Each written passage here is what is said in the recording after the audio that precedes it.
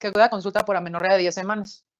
Cuenta con ultrasonido que reporta gestación intrauterina de 10.3, refiere náuseas matutinas, mareos ocasionales, TA 170, frecuencia cardíaca 80, respiratoria 20, peso 60 kilos, tallo 1.58. Según la norma oficial mexicana, para la atención de la mujer durante el embarazo, parto y puerperio, ¿cuántas consultas debemos de dar en un embarazo?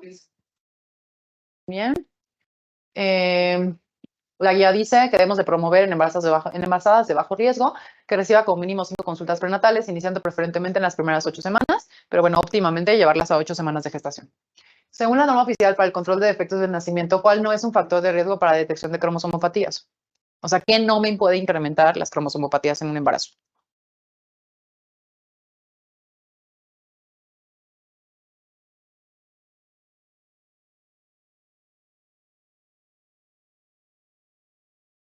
No, niños, madre de 30 años. O sea, esta la puse como súper fácil, nada más para repasarlo.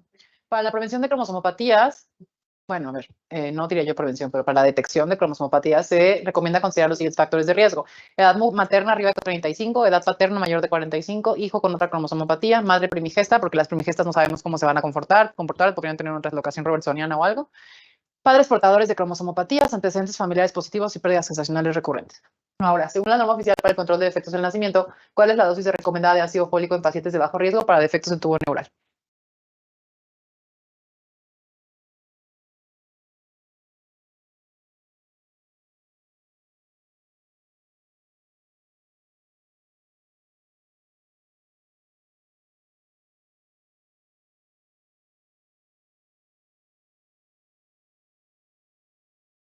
Chavos, ¿cómo de que no sabemos esto?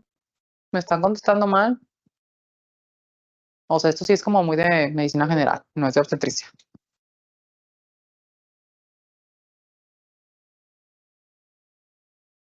Nada, 400 microgramos en etapa periconcepcional, es decir, 3 meses antes del embarazo y 12 semanas de desarrollo fetal. Obvio lo dejamos todo el embarazo, pero 3 meses antes y por lo menos las primeras 12 semanas. Según la guía de control de nacimiento de la norma oficial, ¿cuál es la dosis recomendada de ácido fólico en pacientes con alto riesgo de trastornos de defectos tubo neural?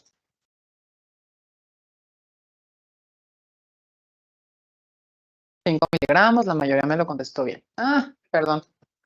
Ay.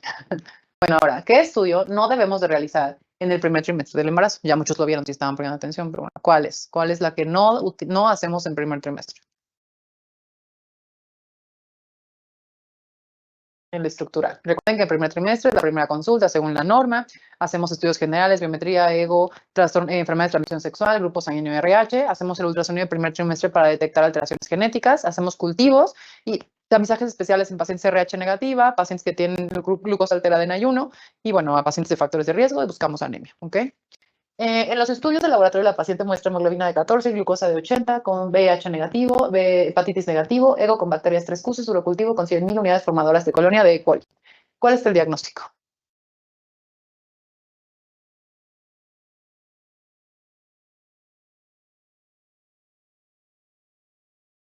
Y en la mayoría. La guía dice que hacemos tamizaje para bacteria sintomática por urocultivo en todas las mujeres embarazadas y dice que si no tenemos urocultivo podemos hacer una tira reactiva o un ego y si el ego sale anormal, ¿a qué me refiero con anormal? Que tenga bacterias, nitritos o esterasa leucocitaria, voy a referir a segundo nivel para un urocultivo. El tratamiento de elección en bacteria sintomática y embarazo, según la última guía de práctica clínica. Bien, bueno, creo que lo tenemos claro. Fosfomicina. ¿Cuál es el tratamiento de elección? Si el tratamiento de elección no está disponible, en el IMSS no hay fosfomicina. En el cuadro básico, perdón, ahí me equivoqué. ¿Cuál es su alternativa a fosfomicina?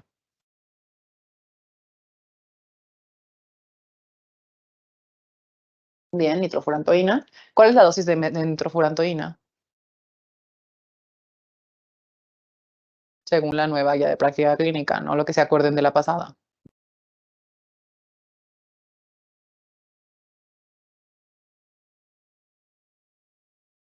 Mal, chavos. 100 miligramos cada 12 horas durante 5 días, ¿vale? A ver, el año pasado, algún par de alumnos nos dijeron que les habían preguntado, o sea, sobre este tema, por eso lo vamos a revisar. Y luego les hablaban de por qué estaba contraindicada la nitrofurantoína en primer trimestre. Yo lo busqué y lo busqué y lo busqué y no lo encontré. Por favor, si alguien lo encuentra, me lo cuenta porque me traumó, porque nos lo dijeron muchísimo y yo no encontré en ningún lado que la nitrofurantoína estuviera contraindicada en primer trimestre. Y en la guía dice así: evite nitrofurantoína en el primer trimestre si otro antibiótico microbiano efectivo es seguro está disponible. Y luego nos pone que la nitrofurantoína es el tratamiento de elección. Bueno, el segundo. Entonces, bueno, yo creo que fue un error, así tal cual, porque no encuentro el fundamento de por qué la nitrofurantoína estaría contraindicada en primer trimestre. Sí está contraindicada en tercer trimestre. ¿Por qué? Porque la nitrofurantoína causa daño oxidativo que provoca radicales libres de oxígeno en el eritrocito. Cuando los bebés están en el pretérmino tardío, o sea, en los últimos 3 meses de la gestación y los primeros 3 meses de vida, el sistema enzimático de sus eritrocitos está muy inmaduro. Entonces, si tú acumulas más radicales libres en el eritrocito y luego, aparte, su sistema enzimático está muy inmaduro, vas a provocar una hemólisis extravascular. Entonces les da el síndrome de niño gris, que significa que el niño le da anemia. Entonces, en tercer trimestre sí está contraindicado. Pero en el primer trimestre yo no encontré, les digo. Si encuentran la justificación, me dice, sí, es categoría B, pero eso no es una justificación para que esté contraindicado. La mayoría de los medicamentos que utilizamos son categoría B. Las únicas cosas categoría A son las vitaminas. Entonces, no está contraindicado. Pero bueno, se los dejo ahí como para que lo revisen, a ver si ustedes lo encuentran. La nitro en tercer trimestre sí no. El trimestre, a ver, entonces, ¿qué dice la guía? La guía dice que el primer paso, si tenemos bacteria asintomática, vamos a hacer un eco, un urocultivo. Eso nos dice. Nos dice, si no tienes urocultivo, no le des manejo empírico. Mándala a hacer un urocultivo. Mándala a la Gineco 4 a hacer un urocultivo. O sea, no te importa, no le des. Pero luego dice, bueno, imagínate que estás en el pueblo, en la sierra, la señora no va a ir, ¿qué le vas a dar? Primera lección, fosfomicina, dosis única, 3 gramos. Oye, es que estoy en el IMSS, no hay fosfomicina, entonces le voy a dar nitrofurantoína, 100 miligramos cada 2 horas durante 5 días. Y nos dice que los regímenes cortos son igualmente efectivos que los largos. Recuerden que eso también cambió para adultos. Para adultos hasta manejan esquemas de 3 días. Antes nos decían nitrofurantoína cada 6 horas durante 7 días. Era una locura. Pero ahora nos dice, dale 100 cada 2 horas durante 5 días y con eso es totalmente suficiente. Alternativa, todavía, siguiente paso, amoxicilina 250 a 500 miligramos cada 8 horas durante 3 a 7 días. Y si no tienes eso, dale trimetoprim 160-800 cada 12 horas durante 3 días. Regímenes súper cortos. En cuanto al trimetoprim, o sea, ahí sí, primer trimestre compite con ácido fólico, incrementa riesgos de defectos al nacimiento y tercer trimestre provoca kernícteros e hiperbilirrubinemia. Eso solo se puede dar en segundo trimestre, ¿ok? Entonces, esos son como los highlights de los antibióticos para bacteria asintomática. Recuérdenlo, ese es el cuadro que viene tal cual en la guía de práctica clínica nueva. Entonces, nos importa mucho que nos lo aprendamos, ¿vale? Ahora, después del tratamiento, ¿en cuánto tiempo vamos a repetir estudios para descartar nuevos eventos infecciosos? ¿Qué opinan? Pues si les dijeron que defecto de pared, les juro que yo no lo encontré. Ah, sí, la aspirina es exacto. Los defectos de pared son la aspirina, no es la nitrofurantoína. Bueno, a ver, ¿qué me dicen de esto? ¿Cuándo le voy a repetir los estudios? ¿Tú piensas que se lo estás haciendo como en la semana 10 y así? ¿Convendrá repetir, no repetir? ¿Qué opinan? A ver, en general, vamos a hacer un tamizaje de bacteriuria cada trimestre. Vamos a hacer en la semana 12-16, en la semana 18-20, en la semana 32-34. Entonces, en realidad, ya le tocaría su siguiente tamizaje, ¿ok? Eh, ¿Cuál es el tratamiento de elección en esta patología? A ver, esperen. Paciente no con el cultivo de control, como fue indicado, vuelve en la semana 19, presentando fiebre, dolor lumbar y ataque al estado general. Al interrogatorio dirigido, niega disuria, tenesmo vesical o mal olor en la orina. ¿Qué opinan de esto? ¿Cuál es el tratamiento de elección en esta patología? Ahí sí leyeron la guía, la mayoría leyeron la guía, ertapenem. Les dejo los cuadritos de bacteria asintomática, primer trimestre. Después de la bacteria, recuerden que sigue la cistitis. En caso de cistitis tenemos fosfomicina, nitrofurantoína y cefalosporinas de segunda generación. Y en caso de pielonefritis tenemos ertapenem como primera elección. Aparte no sé por qué se regresa. Ertapenem como primera elección, ceftriaxona como segunda elección. La pielonefritis se considera una enfermedad grave que se puede relacionar con sepsis materna, por lo tanto se considera necesario ingreso de la paciente, ¿vale? Bueno, a ver, ve por ahí que encontró una compañera que no veo nada porque se ve muy chiquito, pero bueno, que se relaciona con síndrome de corazón izquierdo hipoplásico, pues lo voy a revisar, yo no lo encontré, pero bueno, ahí se los dejo. Yo, la verdad es que no había encontrado, de hecho, la nitro es de los medicamentos que más utilizamos en primer trimestre, entonces, pero bueno. Bueno, es lo que dice la guía, solo quise recalcar los medicamentos de elección, las contraindicaciones, qué hacemos en piel, lo que hacemos en cistitis, qué hacemos en bacteria asintomática, ¿vale? Siguiente, paciente de 25 años que acude a consulta con embarazo de 12 semanas, cuenta con laboratorios de primer trimestre, refiere vómitos 2 veces al día y dificultad para ingerir alimentos secos. En los estudios de laboratorio, la paciente muestra hemoglobina de 13, glucosa de 80, serologías negativas, hemotipo negativo y examen general de orina normal. ¿Cuál es tu conducta? ¿Qué tenemos que hacer en esta paciente?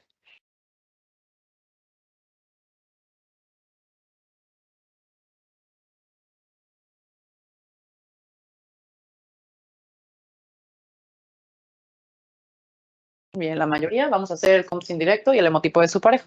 Eh, ¿Cuál es el manejo de primera línea de náuseas y vómitos durante el embarazo?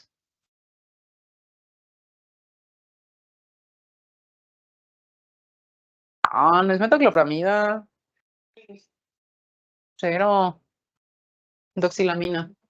Ah, igual en la guía de crisis de emergencias obstétricas en el manejo de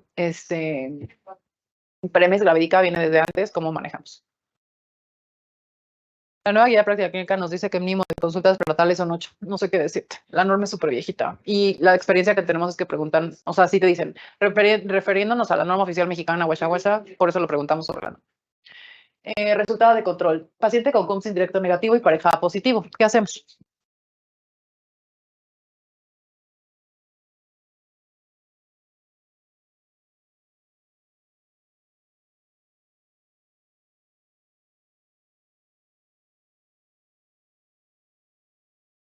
Bueno, aquí esta pregunta se las puse a propósito, por justo la respuesta que me están poniendo. Lo que hacemos la mayoría y lo que dicen la mayor parte de las guías internacionales es lo que ustedes están contestando. Repetir CUMS en cada trimestre, profilaxis con neoglobulina antiviral en la semana 28 y en las primeras 72 horas en caso de que el feto sea RH positivo. Pero justo en su guía, en su manual y en la guía de práctica clínica del 2018, que es la última publicada en México en relación a RH y manejo, nos dice que tenemos que aplicar una primera profilaxis en primer trimestre de 100 microgramos, una segunda profilaxis en la semana 28 y después a las 72 horas del nacimiento si el recién nacido es RH positivo. Es muy contradictorio. La verdad es que la mayoría de las guías internacionales manejan esto. Incluso la guía lo maneja como otra alternativa, pero me interesa que conozcan todas las opciones. ¿Cuál es el tema que yo vería aquí? Que la vacuna no se puede dividir. La vacuna viene de 300 microgramos, entonces le tienes que poner toda. Le tienes que poner toda la vacuna en primer trimestre, toda la vacuna en semana 28 y toda la vacuna en las primeras 72 horas. También las guías dicen que no pasa nada, que le pongas lo que tengas. Pero bueno, sí menciona perfectamente que debe de ser con 100 microgramos en primer trimestre, ¿vale? ¿Qué más? Para que ocurra la inmunización en el primer embarazo, ¿qué es necesario?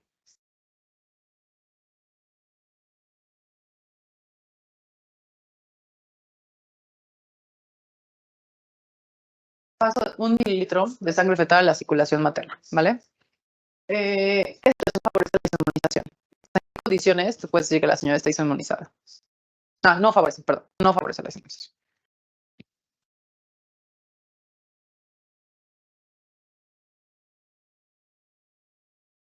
Ay, ¿cómo de que el parto no va a favorecer la inmunización? Esta pregunta es un regalo nada más para recordar las causas de inmunización. Recuerden que cualquier condición que provoque que se pase cierta cantidad de la sangre de feto a mamá favorece la inmunización. La justificación para aplicar la vacuna o la inmunoglobulina anti-D en semana 28 es que en la semana 28 hay mucho crecimiento del útero. Entonces hay veces que tenemos pequeñas hemorragias retroplacentarias que no causan ninguna clínica, pero que pueden combinar la sangre de mamá y bebé. Entonces hay muchos casos de inmunización en la semana 28. Y al parto, pues ni se diga, al nacimiento tal, cualquier procedimiento que se le realice a la madre durante el embarazo tiene que poner vacuna. En cualquier situación donde pudiera mezclarse la sangre de mamá y bebé, hay que vacunar. Aunque le hayas puesto la dosis de primer trimestre, aunque ya la hayas puesto la de 28 semanas, aunque lo que quieras, cualquier situación que puede mezclar sangres, incluso en fetos de primer trimestre, como un embarazo ectópico, un aborto, una amenaza de aborto, un cerclaje, una amniocentesis, tenemos que poner la vacuna, ¿vale? La dosis 72 horas después del parto siempre se aplica solo en pacientes en las que el producto es RH positivo, solo cuando el producto es RH positivo, porque si es negativo como su mamá no tiene caso que se la pongas. Ahora, la incidencia de enfermedad hemolítica en el primer embarazo, ¿qué tanto es? ¿A qué les suena? Estas preguntas de incidencia yo las odio, pero en el ENARM les encanta. Entonces necesito que pues las ponemos para que nos acordemos. ¿Qué se les ocurre para que sea en el primer embarazo? ¿Qué tan frecuente es? Es poquito, yo también hubiera contestado, 0.4 a 2. En la práctica clínica, la profilaxis antenatal, o sea, las vacunas, previene el 96% de los casos de inmunización. Paciente de 37 años, gesta 1, cursando un embarazo de 12 semanas, acude a segunda consulta de control prenatal, no cuenta con ultrasonido predictor de riesgos de primer trimestre. ¿En qué semana debemos de realizar este ultrasonido? ¿Qué me puede decir? Bien, la mayoría. La paciente no acude a su cita, le valimos totalmente y es vista nuevamente en la consulta en la semana 16. ¿Usted considera solicitar marcadores séricos para el diagnóstico prenatal, dado su mejor desempeño en el segundo trimestre? ¿Cuáles indican? Esta pregunta a mí se me hace súper mega mafufa, pero la han preguntado muchísimas veces. Entonces, por eso la pusimos. Cuéntenme, ¿cuáles son marcadores de segundo trimestre de cromosomopatías?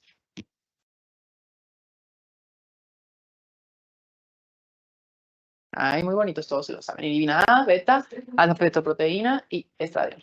estriol conjugado. A las 17.3 semanas, el estudio arroja un riesgo alto para síndrome de Down. La paciente solicita corroborar el diagnóstico. ¿Qué proponemos? ¿Cómo se lo confirmamos?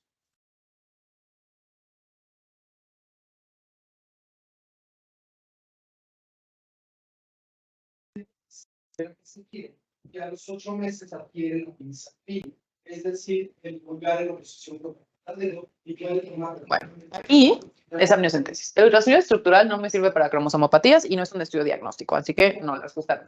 La cordocentesis ya casi no la hacemos, es súper complicada, se ven fetos mucho más grandes, tienes que literal pensar el cordón umbilical, entonces es complicado.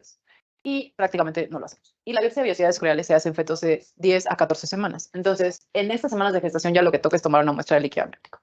La principal complicación del procedimiento, o sea, de la amniocentesis, ¿cuál les parece que puede ser? O sea, ¿qué es lo más frecuente que pueda pasar o qué es lo primero que yo le voy a explicar a la señora?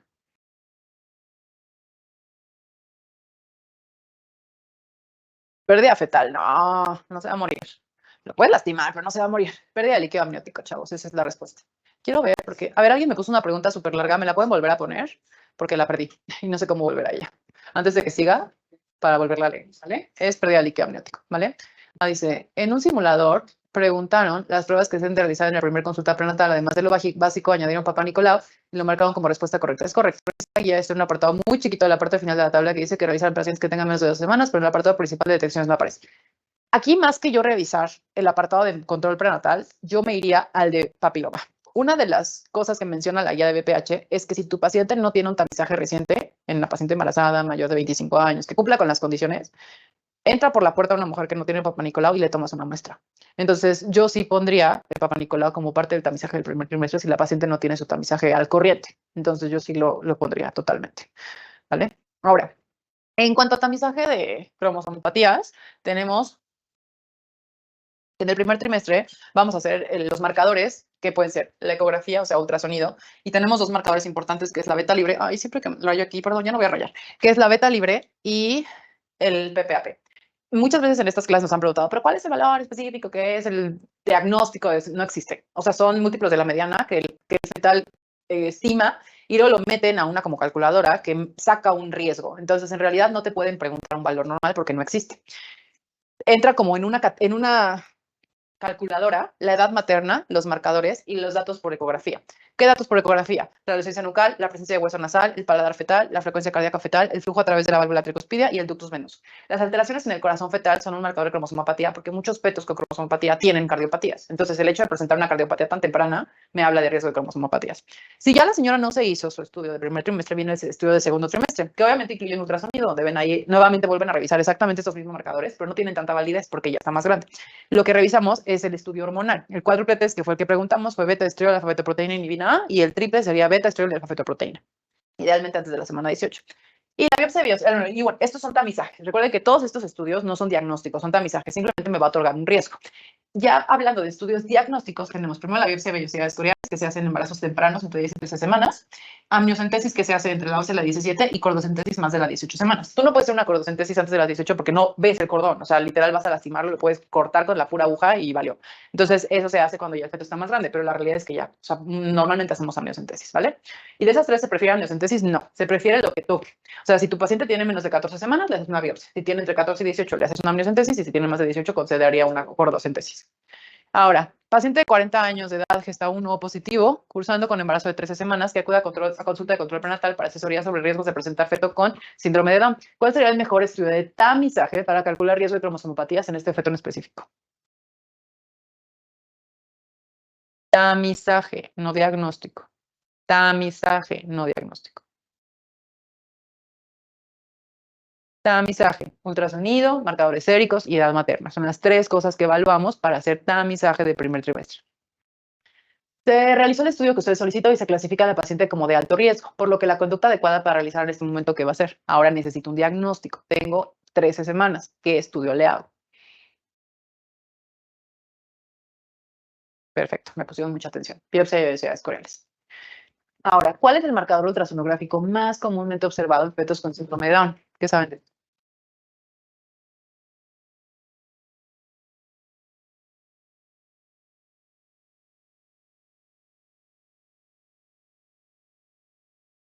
Bien, translucencia nucal aumentada es la más famosa también, ¿no?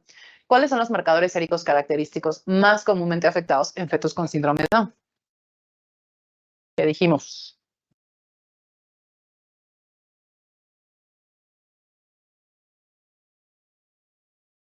Beta y PPA.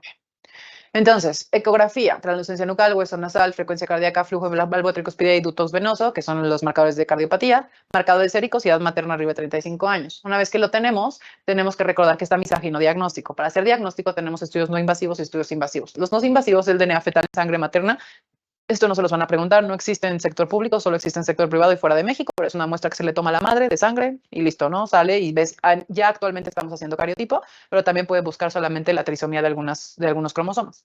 Estudios invasivos, tenemos la amniocentesis antes de la semana 14, perdón, aquí es 14. Y no es cierto, es al revés, aquí de la 10 a la 14 y arriba de la 14 amniocentesis, por eso estaba así, hasta la 15. Ahora, paciente de 20 años que gesta 5, abortos 4, que acude a consulta por presentar hemorragia de coloración marrón con amenorrea de 6 semanas. Presenta temblor fino y vómitos 4 en las últimas 24 horas. La TA 140-90, le realizamos un ultrasonido transvaginal encontrando imagen en copos de nieve, le solicitamos laboratorios generales y un nego, mismo que presenta proteinuria. ¿Cuál es tu sospecha diagnóstica?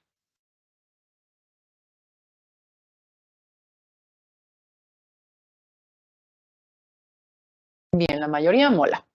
De acuerdo a su sospecha diagnóstica, ¿cuál es el tratamiento de elección para esta patología?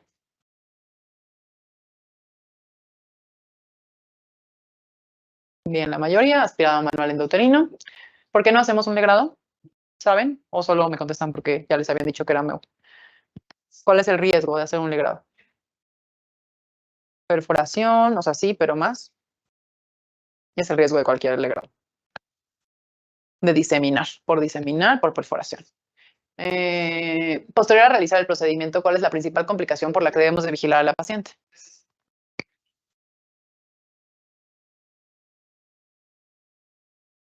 Me ponen, ¿cuál es la diferencia entre completa e incompleta por ultrasonido? La verdad es que la mayor parte de las veces el diagnóstico diferencial lo hace el estudio histopatológico. Por ultrasonido sería muy difícil poderlo diferenciar.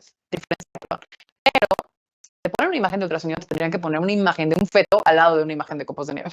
Una incompleta es que tenga partes fetales y los copos de nieve. Y una completa es que solo sean copos de nieve. Entonces, si tú solo veías copos de nieve, pues es una completa. Neoplasia trofoblástica gestacional. Muy bien. Esta fue pregunta del año pasado. El seguimiento en esta paciente posterior al tratamiento.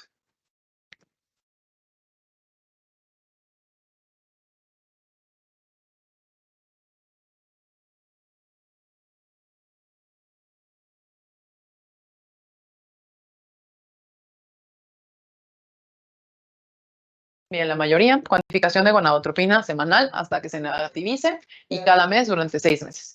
Cuando los niveles de gonadotropina persisten elevados o en meseta sin evidencia de enfermedad trofolástica gestacional por clínica ni estudios, debemos que considerar lo siguiente: un nuevo embarazo, un falso positivo o una persistente, ¿vale? Entonces, o se volvió a embarazar o está mal, o si es una verdadera persistente. ¿Cuál es el factor de riesgo para presentar embarazos molares?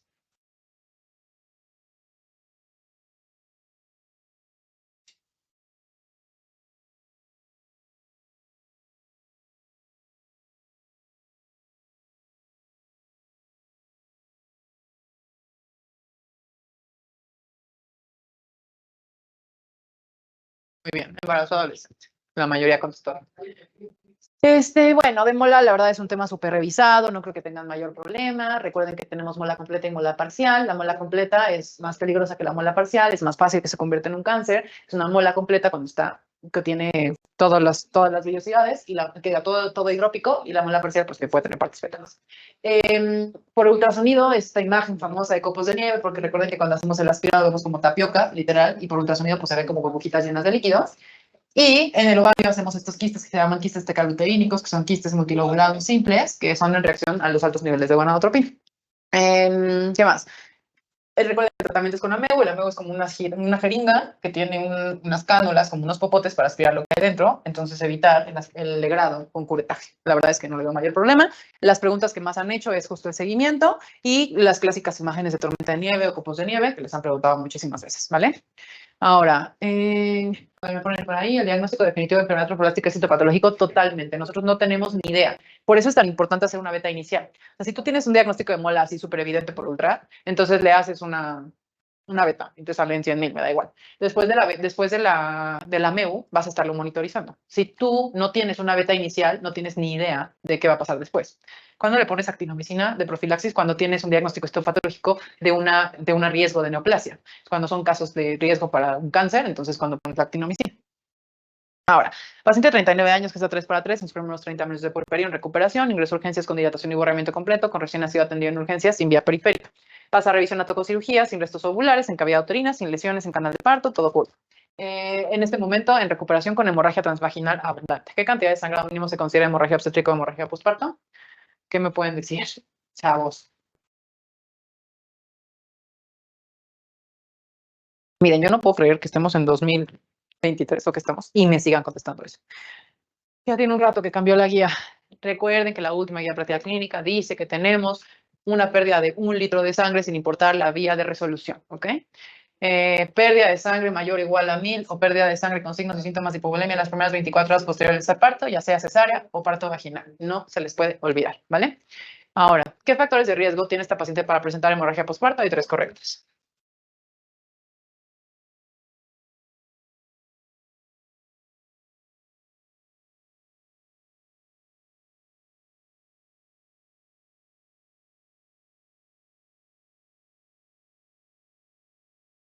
A ver, díganme todo.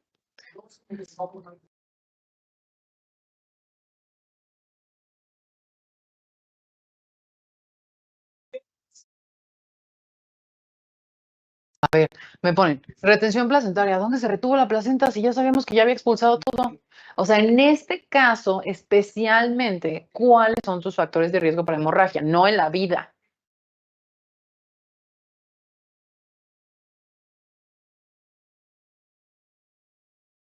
Edad materna, deficiente manejo activo del tercer periodo. Se los dije cuando hablábamos al principio. Todas las pacientes necesitan un manejo activo del tercer periodo de trabajo de parto, no del expulsivo, sino del tercer periodo, de la expulsión de la placenta y multiparidad. De acuerdo a lo comentado en el caso, ¿cuál pareciera ser la causa más frecuente de hemorragia posparto en este momento? O sea, esta señora, ¿por qué está sangrando? ¿Qué tiene?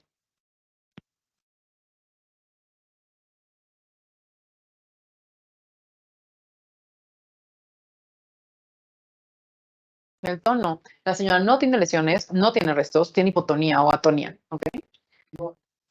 ¿Cuál sería el medicamento de elección para el manejo de esta paciente?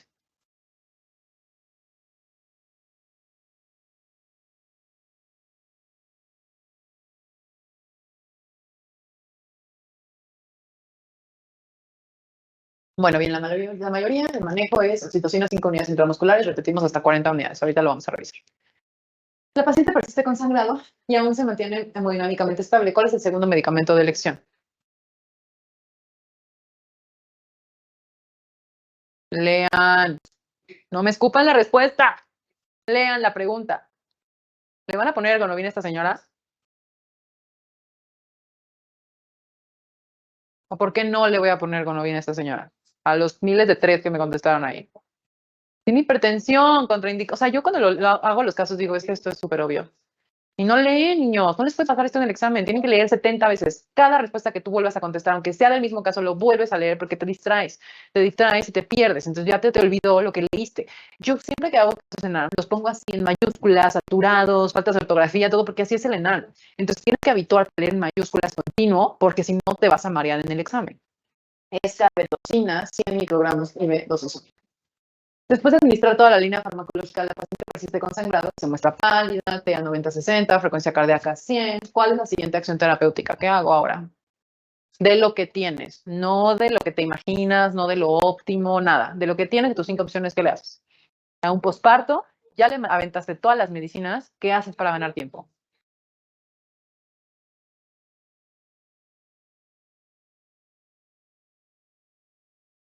Bien, balón de baile. A ver, entonces, el manejo activo del tercer periodo de trabajo de parto son las acciones que vamos a realizar para prevenir la hemorragia obstétrica. Es profilaxis, es preventivo. Tracción controlada del cordón, masaje uterino, pinzamiento de cordón, tenemos que valorar los beneficios sobre los riesgos. Uso profiláctico uterotónicos posterior a la salida del hombro del recién nacido. De hecho, la guía dice del hombro anterior del recién nacido, que habitualmente es el primer hombro que sale. Primera acción, oxitocina. Nuestra guía dice manejo profiláctico, 10 unidades de oxitocina intramuscular IV, y podemos repetir las dosis hasta 40. Segunda línea de tratamiento, ergonomina, 0.2 miligramos intramuscular, nunca en cardiopatías o hipertensas, y menciona una cosa que se llama sintometrina, que es la combinación de ergonomina con oxitocina. En algunos países lo hay combinado, aquí en México no.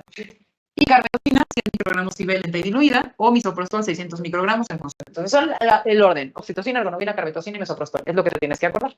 Para la guía nos vienen dos como cuadros de dosis, porque unos son profilácticos y unos son terapéuticos. Los profilácticos, antes de que se presente la hemorragia, ¿qué tengo para darle a mi paciente? Oxitocina 10 unidades. Ya no me voy a enojar. Oxitocina 10 unidades, ergonomina 0.2 intramuscular. Aquí hay, la guía también dice que puede ser IV. Mi consejo de amiga ginecóloga de confianza: nunca pongan ergonomina intravenosa, puede darte un paro cardíaco. Tiene que ser intramuscular, porque es muy rápida la vasoconstricción y si la paciente tiene unos vasitos pequeñitos, tiene algo de aterosclerosis, como tenemos todas, pues te puede parar tu paciente. Entonces traten de ponerle intramuscular. Y nunca en hipertensas o cardiopatas. Después dice, no tienes, o tienes las dos, puedes ponérselos juntos: 10 unidades con 0.5 de ergonomina, carbetocina 100 microgramos intravenoso lento, y dice la guía que recomiendan, que es un punto de buena práctica, el uso de carbetocina si tienes al paciente con cesárea. Entonces, bueno, yo me voy a quedar con que vamos a usarlo solamente si no ha funcionado oxitocina ergonomina. Y dice que el misoprostol le vamos a dar 600 microgramos vía oral sublingual rectal, solo en caso de que no tengamos ninguno de los otros medicamentos, ¿ok? Ahora dice, manejo terapéutico, señora desangrándose. Si la señora está desangrando, empieza a poner 5 unidades de oxitocina porque ya le habías puesto un chorro acá. Siguiente paso, ergonomina 0.5, sintometrina, combínalo, 10 con 0.5.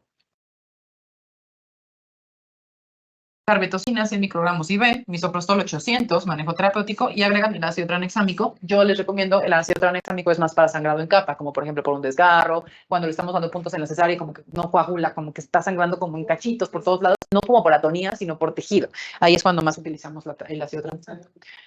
Luego viene la guía como los pasos escalonados. Dice, bueno, pues empezamos con el manejo farmacológico. No jaló, empieza a comprar tiempo. Da masaje, comprime el útero entre tus manos para que tengas, o sea, esto es literal una cosa mecánica para que puedas detener el sangrado. Después recomienda el pinzamiento de arterias uterinas con técnica de SEA, que es literal poner un espejo vaginal. Bueno, ni siquiera a veces necesitas poner el espejo, valvas o lo que tengas.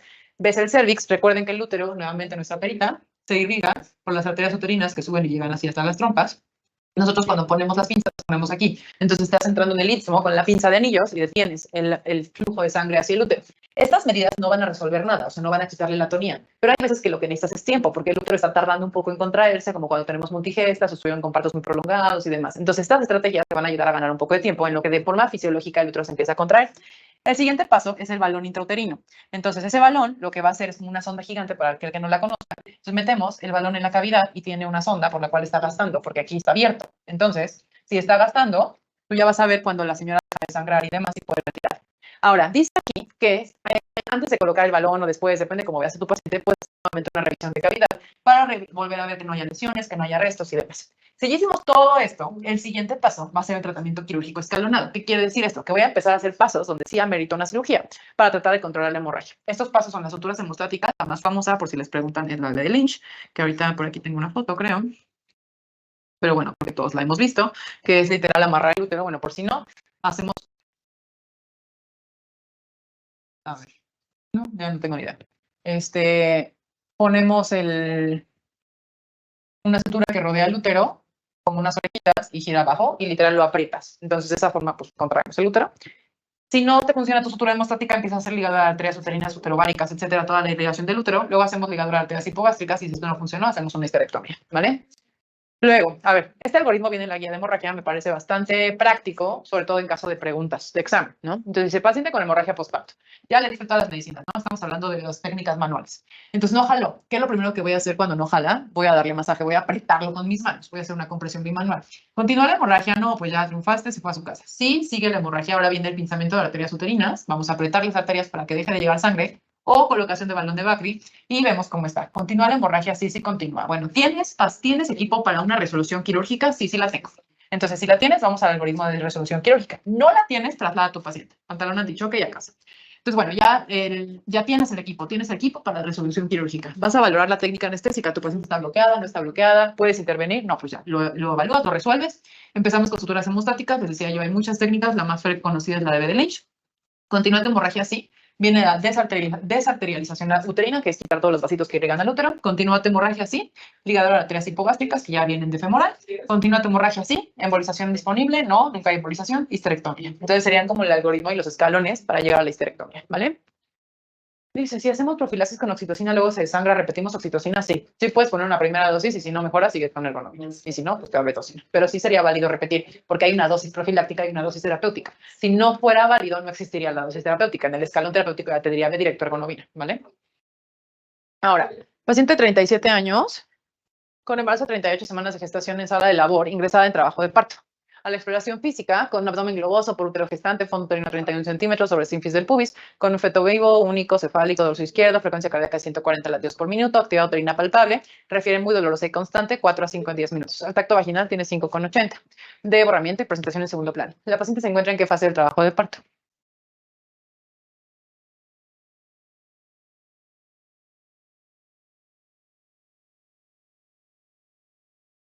Trabajo de parto en fase activa, muy bien. ¿Cuál será? Bueno, la paciente presenta ruptura de membranas con salida de líquido hemático abundante acompañado de dolor abdominal intenso. ¿Cuál es la primera conducta frente a esta situación?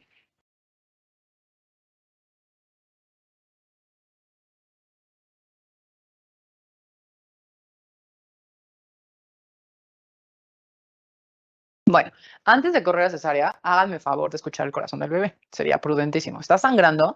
Claro que vas pidiendo un camillero, pero ponle el toco. O sea, lo primero que yo tengo que hacer es corroborar bienestar fetal. Em, ya se me brinqué una, ¿ya ven? Frente a esta situación, a ver, la revelación encontramos un abdomen globoso a la palpación y en la evaluación fetal un monitoreo fetal categoría 3. ¿Qué dijimos que hacemos con una categoría 3?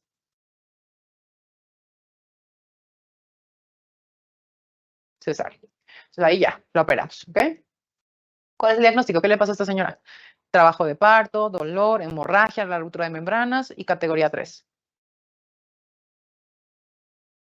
Desprendimiento de placenta. ¿Cómo basa previa? A ver, niños, ¿qué pasa con la basa previa? ¿La basa previa duele? ¿Cómo distingo una basa previa de un desprendimiento? Por el dolor. La basa previa es una inserción anormal de los vasos sanguíneos fetales. Entonces, cuando rompe la membrana, se desangra el niño. Pero la señora está perfecta porque la señora está en su trabajo de parto feliz, no tiene un problema. Entonces, cuando no hay dolor durante, o sea, y no estoy hablando de una placenta previa tampoco porque no voy a llegar a 5 de dilatación. O sea, la señora tiene 5 de dilatación, está en su trabajo de parto, todo bien, tuvo ruptura de membrana, sangre y estaba con muchísimo dolor. Tiene hipertonía, la señora dice que es muy dolorosa, hay temas ahí maternos. Entonces, pues nada, la ruptura sangró, ¿no? La ruptura sangró porque acuérdense que cuando se desprende la placenta también el líquido se vuelve hemático. O sea, pues ¿dónde creen que da la placenta? ¿Vale? Entonces, siempre, esto ha sido preguntado todos los años, es un regalito, desprendimiento de placenta es un regalito de examen porque no hay de otra, o sea, tienes todo para contestar. Entonces, en un examen, un desprendimiento de placenta se los van a presentar como un trabajo de parto doloroso, llamativo, la señora gritando, bla, bla, bla, trastornos fetales, sangre, correr. O se los van a presentar como una paciente que se cayó. Golpe directo abdominal, que a continuación tiene mucho dolor y la señora puede tener ruptura, puede tener sangrado sin ruptura, todo mal, ¿vale? En el caso comentado, ¿cuál es el factor de riesgo que tiene la paciente para el diagnóstico de sospecha? ¿Qué no les gusta de esta señora? Es lo único que te puede llamar la atención de ella.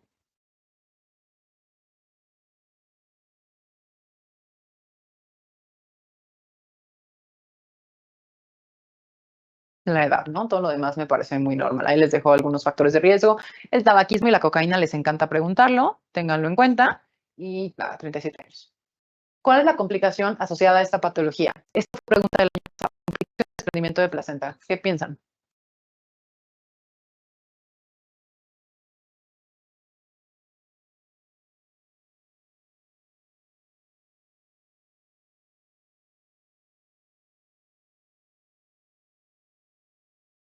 Como acretismo, nada que ver, no tiene nada que ver con acretismo. Desprendimiento es infiltración. Complicaciones, preguntan en 2022. Muerte fetal, asfixia perinatal, coagulopatía, choque hipovolémico, hemorragia obstétrica, infiltración uterina es la más grave, que el útero se llena de sangre entre sus fibras musculares y no se puede contraer. Por lo tanto, es la peor pesadilla de cualquier ginecólogo. Y después síndrome de Sheehan, que es la necrosis hipoficiaria por choque hipovolémico, ¿vale? Aquí les dejo, bueno, clínicamente tenemos un registro muy feo, mucha actividad uterina, va a haber hipotonía, sangrado, dolor, repercusión fetal de grado variable con o sin trabajo de parto. Diagnóstico siempre es clínico, en algunas ocasiones podríamos hacer un ultrasonido y se vería cómo está desprendido la placenta del útero, pero en general no vamos a llegar al ultrasonido, vamos a correr, es una urgencia, hay que mantener vías permeables y resolución inmediata. Esto es cesárea sí o sí, ¿vale?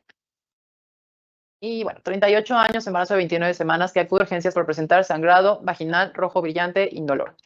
Antecedentes ginecobstétricos, gesta 3, un parto, una cesárea, un aborto, IMC de 30, fondo uterino de 28 centímetros con frecuencia de 140, la especuloscopía, cervix cerrado, con huellas de sangrado, la exploración física, producto único vivo con fetometría normal, líquido amniótico normal, placenta anterior a 10 milímetros del orificio cervical. Con esta voy a acabar en este caso, ¿vale?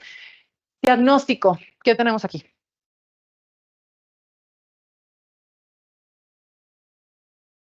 Ya de práctica clínica 2019, niños. Estamos en 2023. La placenta marginal dejó de existir en 2019. Placenta previa, a ver. Placenta anterior a 10 milímetros del orificio cervical. ¿Eso suena como una placenta previa? ¿Qué es una placenta previa? ¿Cómo defino placenta previa? Todos los que me contestaron uno, que ahora ya cambiaron a 5, díganme, ¿qué es una placenta previa? Es una placenta que rebasa el orificio cervical, que lo cubre. Entonces, en esos casos ya se llama placenta previa. Si no lo está cubriendo, se llama placenta de inserción baja. Desde 2019 nos hicieron el favor de eliminar todas las otras placentas que existían, la central total, central marginal, no sé qué, y ya solo nos quedamos con 2. Inserción baja de placenta se realiza cuando el borde placentario se encuentra a menos de 2 centímetros del orificio cervical interno sin llegar a cubrirlo. O sea, si te dice 1 milímetro del orificio cervical, sigue siendo una placenta marginal, perdón, inserción baja, sin llegar a cubrirlo. Y placenta previa, cuando el borde placentario cubre o rebasa el orificio cervical interno. Los términos placenta central, total, parcial o marginal deben de ser abandonados, ¿ok?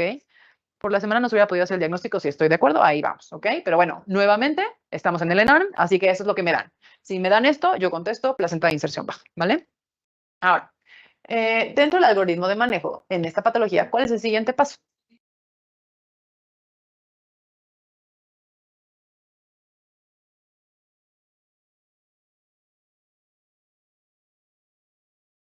Muy bien, la mayoría bien. Vamos a repetir el ultrasonido en la semana 32 porque desde 2019 nos dijeron que ya no podemos hacer diagnóstico tal cual de placenta previa ni placenta de inserción baja hasta la semana 32. Y bueno, aquí ojo, si en tu examen te ponen un cuadro de sangrado, riesgo de nacimiento, APP relacionado con esto y te ofrecen inductores, adelante, siempre son válidos. Pero bueno, en este caso, si la paciente está asintomática, porque puso, se mantuvo a la paciente en vigilancia 48 horas, actualmente asintomática, no hay sangrado transvaginal. Si no hay nada de eso, pues nada, repite el ultra. Pero si persiste el sangrado, la señora tiene dolor, sigues lo que tú quieras, le puedes poner inductores, ¿vale? El principal factor de riesgo para esta paciente, ¿cuál es? Para que esto pase.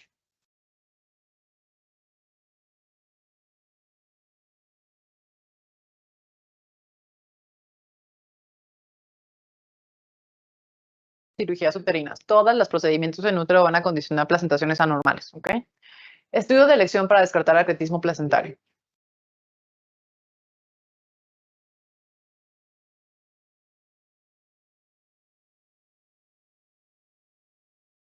La mayoría bien, ultrasonido Doppler. Desde 2019, CNTEC nos dice que el ultrasonido es la primera opción para diagnóstico de acretismo, incretismo y hipercretismo, y que si el ultrasonido es dudoso y tal, podemos hacer estudios complementarios, como son la resonancia magnética, incluso proponen la cistoscopía, para ver si hay hipercretasia vejiga. ¿Cuál es bueno, paciente continuó su control prenatal, acude a seguimiento, o sea, ya se confirmó, ¿no? Su placenta de inserción baja. Acude a seguimiento en la semana 36.4 y se realiza ultrasonido endovaginal que reporta borde placentario a 8 milímetros del orificio cervical interno. ¿Qué le hacemos? ¿Cuál es el manejo del borde de inserción, del borde placentario a 8 milímetros del orificio? Pregunta del año pasado también.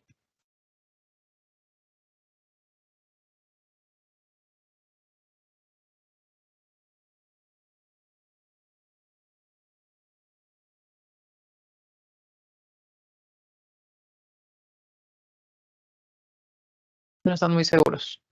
Cesárea tremana 37. A ver, vamos a repasar esto ya para acabar. Se recomienda la confirmación diagnóstica de la placenta previa o inserción baja a partir de la semana 32. Existe evidencia que el diagnóstico de placenta previa puede realizarse por ultrasonido abdominal. Sin embargo, el ultrasonido endovaginal permite delimitar adecuadamente el borde placentario inferior y su relación con el orificio cervical. En alguna ocasión, un alumno nos dijo que les habían puesto una imagen. Lo veo complejo, pero bueno, sí te las pusieron. Este es el cervix. Acuérdense que por vía vaginal es el transductor, yo aquí puedo manipular para que se ubiquen. Esta es la longitud cervical, aquí yo puedo medir cuánto hay de aquí a acá, y aquí debería yo de ver cabeza, mano y pie, lo que toque, y bueno, veo placenta. Y veo incluso vasitos sanguíneos que comunican aquí, entonces puede ser un percreto, un increto, alguna cosa. Pero bueno, veo cómo lo mido, cómo miden ese borde placentario.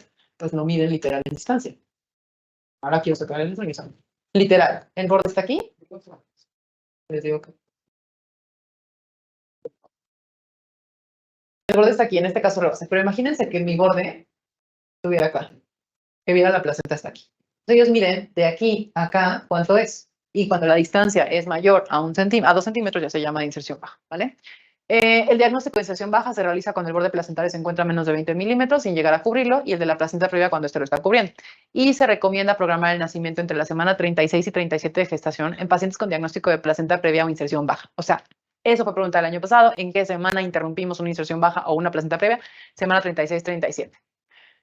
El algoritmo que viene en la guía de práctica clínica dice, bueno, ya tienes la sospecha, ya haces un ultrasonido en la semana 32 y si efectivamente tu distancia está a menos de 20 milímetros, lo primero que vas a aplicar son inductores porque hay riesgo de nacimiento preterino. Entonces, bueno, ya se los pongo.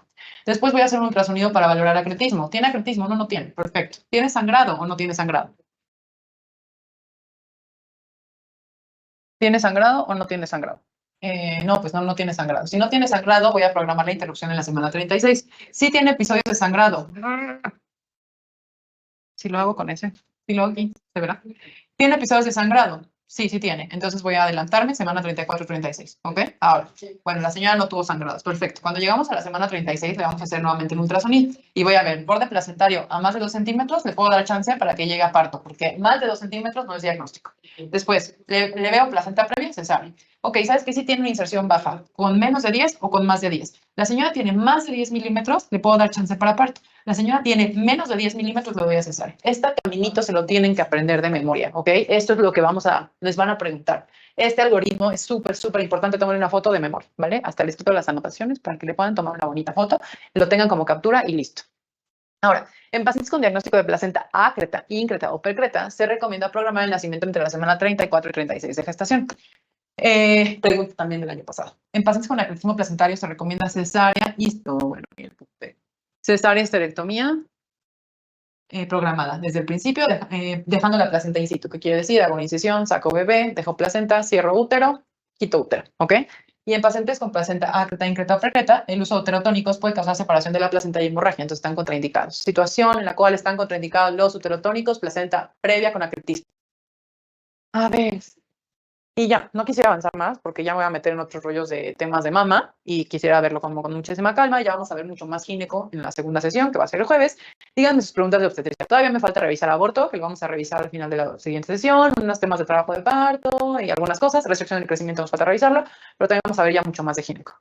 ¿Por qué el diagnóstico se puede hacer a partir de la semana 32 y no antes? Porque ya se descubrió que no se va a desplazar. Acuérdense que donde se implanta la placenta ahí se va a quedar todo el embarazo. Pero el útero crece. Entonces el bebé va alargándose y va creciendo, el útero va elongándose. Entonces la placenta puede estar bajita, pero si se jala cuando va creciendo, pues la placenta se aleja del orificio. Entonces ahí haces algo. ¿Puedo regresar un poquito? Ahí, ¿dónde está el algoritmo? Me parece interesante. Diálisis estacional, la verdad es que ya no revisé el caso porque ya lo habíamos visto en contacto y tal, de diagnóstico y listo. Pero si quieren lo puedo meter, tenemos el caso de diabetes. Es un caso como muy sencillo, donde viene manejo y tal. Si quieren lo meto, si nos da tiempo lo pongo al final de las diapos y si no da tiempo pues ya se lo quedan ustedes en la presentación. Pero la verdad ya no lo metí porque lo había metido en todas las presentaciones, ¿vale? Pero sí, si me lo piden lo puedo revisar. Bueno, pues nada chicos, ya terminamos. Si tienen algún otro comentario, díganle a sus coordinadores, así como ese tema de diabetes. Yo lo puedo volver a revisar y nada más. Y bueno, descansen, estudien mucho. En la paciente anterior le tocaría 34-36. ¿Por qué? Porque tuvo un episodio. No, pues no tuvo un episodio de sangrado todo el embarazo.